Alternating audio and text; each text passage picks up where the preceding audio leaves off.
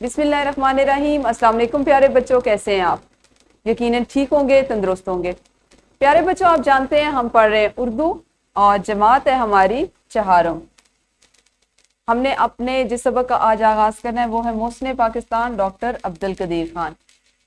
درسی کتاب کا سبق نمبر 15 ہے اور ہم نے اس کو مختلف حصوں میں اس کے حاصلات تعلم کو تقسیم کرتے ہوئے پڑھنا ہے۔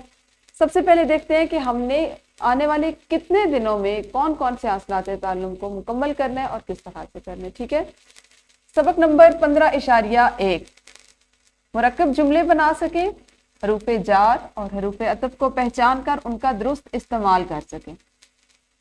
سبق نمبر 15.2 سابقے اور لاحقے کی مدد سے نئے الفاظ بنا سکیں۔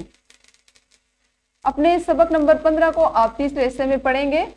عبارت کا مفہوم اور مقصد سمجھتے ہوئے درست تلفظ کے ساتھ روانی سے پڑھ سکیں، اپنا مافی الضمیر ربط و ترتیب اور درست لب و لہجے کے ساتھ روانی سے بیان کر سکیں۔ سبق نمبر 15 اور چوتھا حصہ ہوگا اس میں ہمارا عبارت کا مفہوم اور مقصد سمجھتے ہوئے درست تلفظ کے ساتھ روانی سے پڑھ سکیں، کسی بھی موضوع پر اپنے ساتھیوں کے ساتھ اردو مباحثے میں حصہ لے سکیں، جماعت، اسکول کی اسمبلی، بزم ادب یا باہمی گفتگو میں اپنے خیالات کو اعتماد کے ساتھ پیش کر سکیں۔ آپ کی درسی کتاب کا سبق نمبر 15 اور اس کو آپ نے 5ویں حصے میں پڑھنا ہوگا۔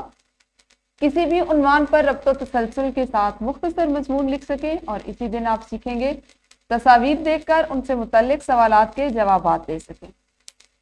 یوں آنے والے 5 دنوں میں یعنی تقریباً 1 ہفتے میں ہم نے اپنے سبق نمبر 15 کو مکمل کرنا ہے مختلف سرگرمیوں کے ساتھ۔